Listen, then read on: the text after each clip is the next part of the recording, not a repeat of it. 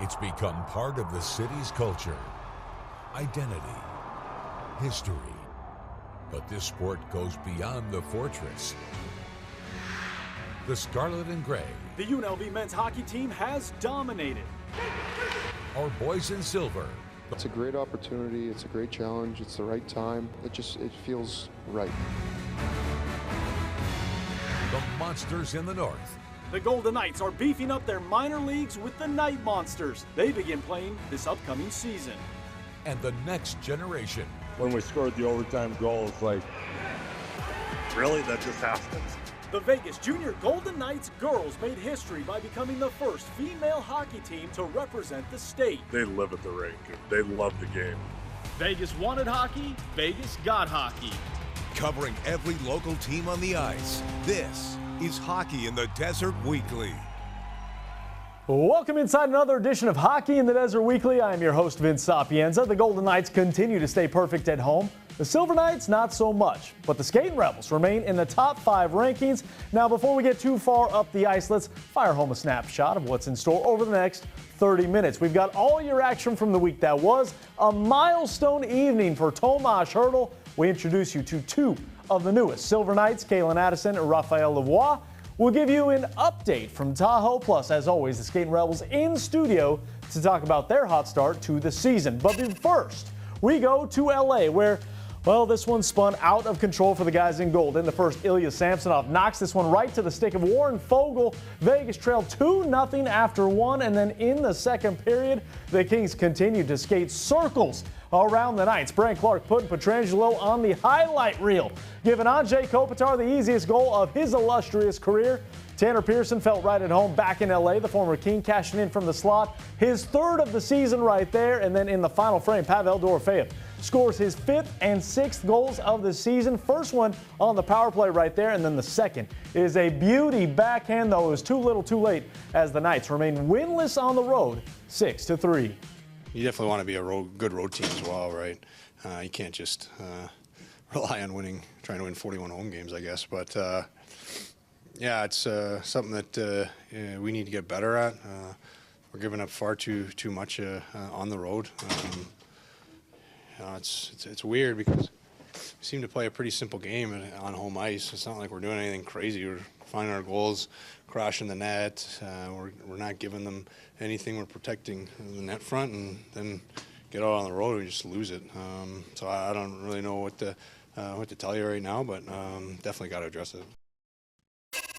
Now, the Golden Knights won't be able to try and right their wrongs on the road until later in the week, but they did bounce back in a big way home at the Fortress in their first meeting with the Utah Hockey Club. Down 2-0 in the second, Vegas rallied back to tie it up in the final second of the middle stanza. Noah Hannafin getting his first of the season. The Knights blue liner finished with 3 points. His second apple of the evening coming on Brett Howden's overtime winner. Check out this play from Howden. Fresh legs, dancing around the defense, and buries the biscuit with the backhand. His 6th of the season in just 12 games. To put that in perspective, Howden had just 8 goals in 72 games last season.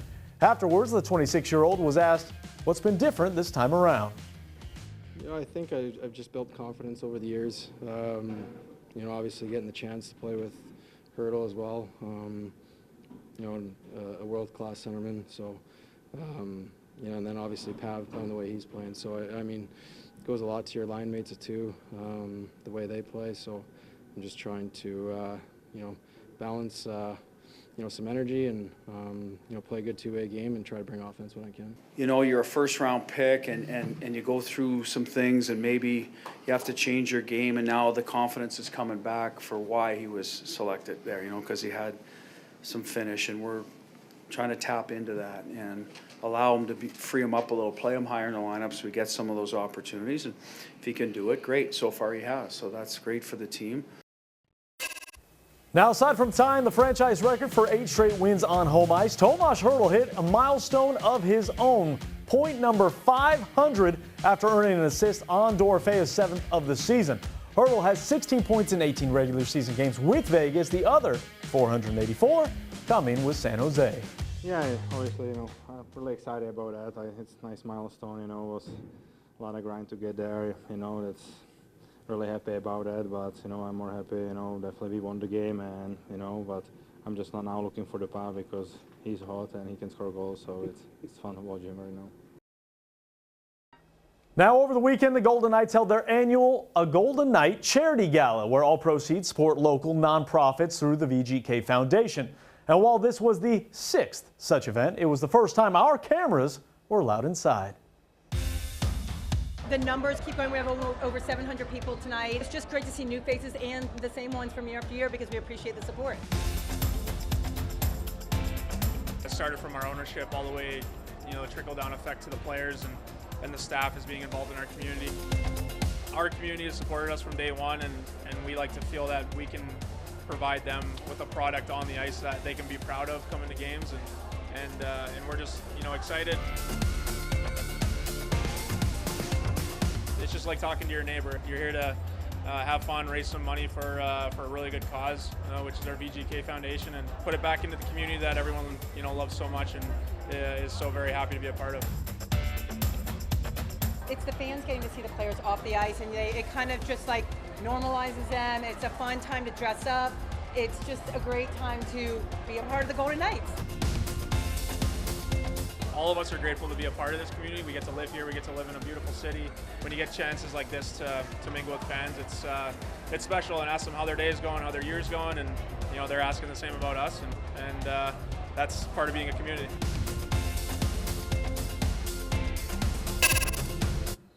Now, despite all the ice, we're just getting warmed up here on Hockey in the Desert Weekly. When we return, we turn our attention to Henderson and introduce you to the 2 newest Silver Knights on the roster, how they got here, and what they're adding to the organization.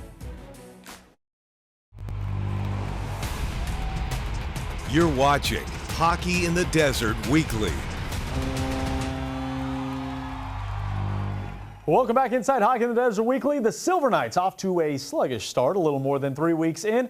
HSK sit as one of the cellar dwellers in the Western Conference, winning just 2 of their first 9 games, giving up 40 goals in that span, tied for the most in the American Hockey League. Now, over the weekend, the Silver Knights had a home-and-home series with the Ontario Reign, losing both and getting outscored a combined 12-4.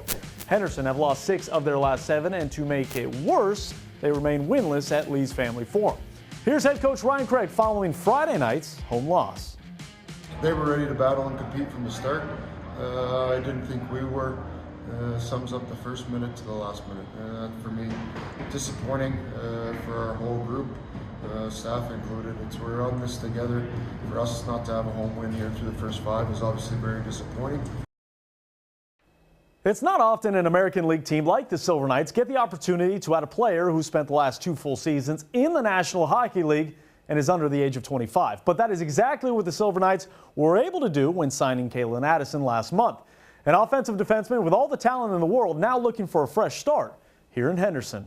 Bailey for Addison, fires and scores! Calen Addison has 50 points in 152 NHL games over the course of 4 seasons. Originally drafted by the Penguins in the 2nd round of the 2018 draft, Addison made a name for himself in the 2022-23 season, where he put up 29 points in 62 games for the Minnesota Wild. He's got it to Addison, a long shot, they score! A year ago, he was traded mid-season to San Jose, though did not earn a new contract this summer. I don't think this is where Calen wants to be. That's no offense to us. He wants to play at the National Hockey League level. He has NHL skill in this, what we've seen through the first games. We'll continue to try to work with him to build his habits and his details. But Calen's come in, and in the first 5 days that he's been here, has fit in very well. He's helped our team be better, and it's an opportunity for him to get playing. And I think that's what he sees. That's what we see as an organization. It's a need we've been able to fill as a bit of an offensive role on the power play, and he's filled that for us. A bit of a stressful summer. Not really the way I drew it up, but I'm just excited to be here and excited for the opportunity here, and teammates and coaches and everyone in the staff has been great to me, so no complaints. The 24-year-old is reunited with Silver Knights assistant coach Brent Kissio, who was his head coach while playing with the Lethbridge Hurricanes in the Western Hockey League. It's awesome. We had a lot of success in junior, and he's a great coach. He's got a very open mind with, offensive things too, and I think we work well together, so it's exciting, and like I said, the staff's been great with me so far. Addison's biggest weapon has always been his offensive instincts. That's what got him to the NHL in the first place. But he also understands it's his play without the puck that will not only get him back, but keep him there as well. I think defense obviously is a big one for me. Being a smaller offensive guy, I think your defensive game has to be elite, and I think that's the only way you can really stay at the NHL level is if your 200-foot game is well-rounded, and that's what I'm trying to do here. He's going to get to play in the offensive spots, but he's also going to play in every situation, right? So he'll get out on the penalty kill. He'll play with him and Robert Hagg. They'll play against other teams' top lines. So it's the defending part, not allowing pucks through him, stick detail, all those things that he can continue to build in his game that we expect him to work at, that we worked on today. The more experience you got, the better it is, and playing the last 2 full years up there was obviously a dream come true for me, and for me just using that experience down here to help our team win games, and hopefully obviously try to get back to the NHL. Now Addison has settled in pretty quickly and seamlessly here in Henderson. We're putting up 6 points, all assists in just 4 games played. Picked back up by Lavoie. One hand on the stick, now gets full control. Lavoie, power move, down low, he scores! Raphael Lavoie seems to be fitting in just fine here in Henderson, picking up his first goal with the Silver Knights in just his 5th game played, and it's no surprise it took him a hot minute to find his footing with the club, considering prior to the season he was at the center of one of the wildest waiver wire sagas we have seen in league history, an epic game of tug-of-war between the Edmonton Oilers and the Golden Knights. So here's what's transpired on October 6th. The Oilers put him on waivers. The next day he was claimed by Vegas. The Knights then placed him back on waivers with the purpose of getting him to Henderson. But the Oilers, well, they reclaimed him the next day and then put him back on waivers, trying to get him to AHL Bakersfield. Now, on the 11th, the Golden Knights claimed him for a second time and were able to send him directly to Henderson. The reason being, VGK had that option is because no other team put in a claim for him, unlike the previous 2 instances. Now, despite all that, I caught up with the newest Knight to get his take on the situation and life so far in Southern Nevada. It was pretty crazy, just the because season's getting started, like everybody's starting to play, and I'm just like, I'm sitting in my hotel room, like I can't practice because I'm kind of in limbo kind of thing. Pretty wild. It was something I've never experienced before, getting picked up on waivers like that. But I was just I was waiting in Edmonton, and I was just refreshing my phone every few minutes, trying to see what was going on. Ended up coming here, and I'm happy. Happy to be wanted and happy to have a home in Henderson. The 22-year-old is a former 2019 second-round pick of the Oilers, spending the last 4 seasons in the American Hockey League. From Peterson, cross-ice, one-timer scores! I like to shoot the puck, bring pucks to the net. I'm an offensive guy. I try to be physical, on the forecheck, hit somebody. But yeah, just be creating some offense. Lavoie's put up 131 points in 202 career AHL games. Last season, he finished 3rd in scoring for the Condors with 28 goals, 5 of which came against the Silver Knights. Lavoie, one-timer, he scores!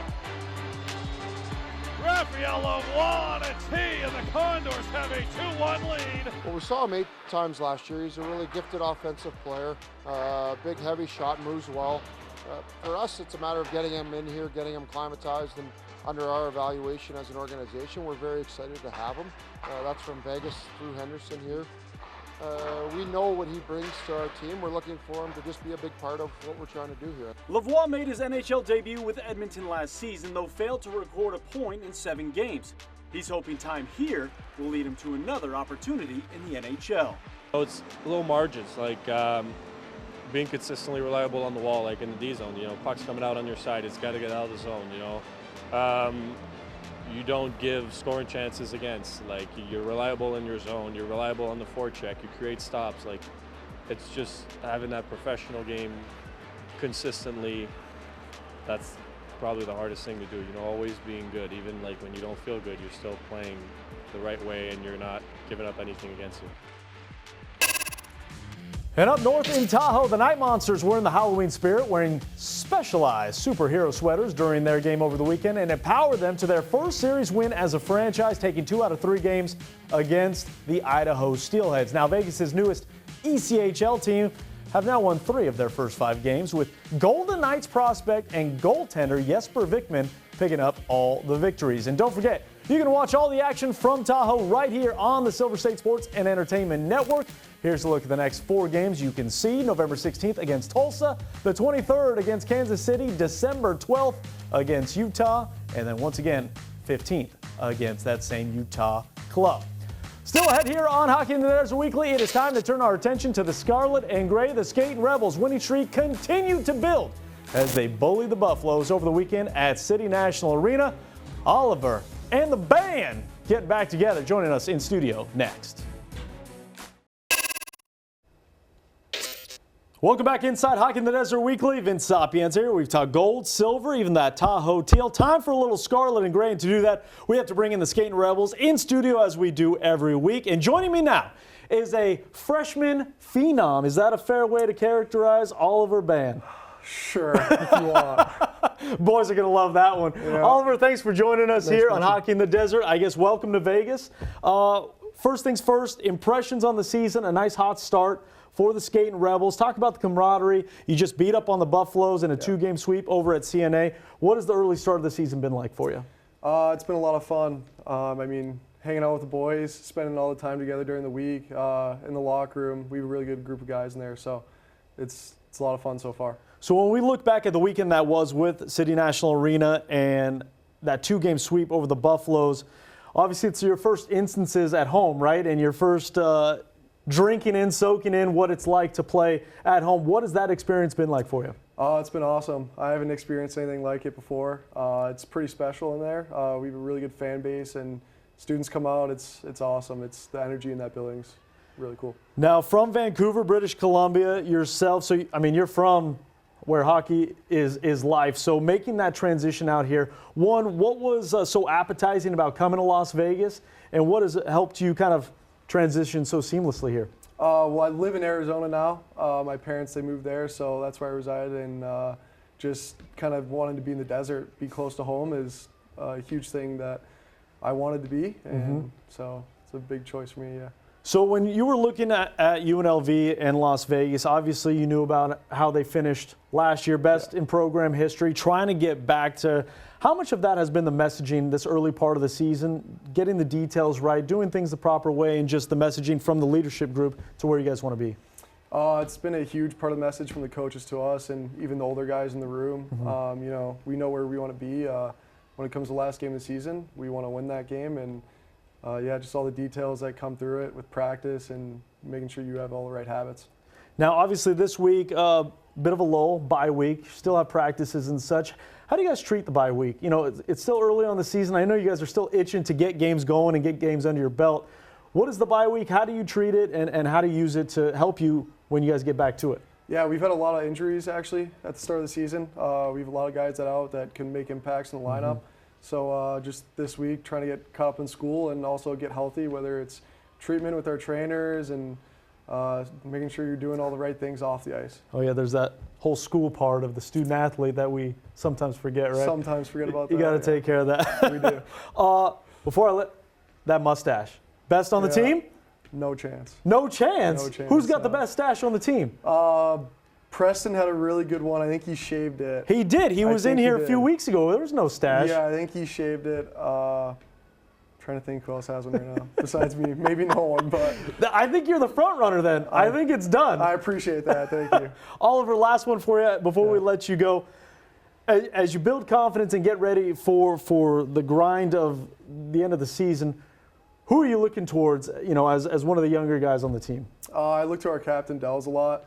I think, you know, just being on the bench, being in the locker room, hearing him talk and hearing him kind of set an example and make sure guys are doing what they're doing on and off the ice correctly, and he holds a huge standard for us. So, Oliver Band, freshman phenom, as he said, not me. Thanks for joining us on Hockey in the Desert Weekly. We're taking one more break here on Hockey in the Desert Weekly. When we return, we are clearing the ice. Stay with us. Now it's time to check in on the Golden Knights of yesteryear in our continuing quest segment, where we take a look at the former guys in gold now playing elsewhere. We start in Vancouver. William Carrier nets his first with the Hurricanes, and it is an absolute Rocket, the former original Misfit and Stanley Cup champ, buries the one-timer from the top of the circle. He also added 4 hits to the cause in a 4-3 overtime win. And over in Montreal, where Chandler Stevenson had an offensive outburst leading the Kraken with 4 assists in an 8-2 victory, the former Knight and 2-time Cup champ recorded his 3rd career 4-apple contest. The 2 prior times were with Vegas. Stevenson was named the 2nd star of the game. And over in D.C., Logan Thompson is off to a perfect start in his Capitals career. 5 wins and 5 starts, with maybe his best save of the season coming last week against Columbus.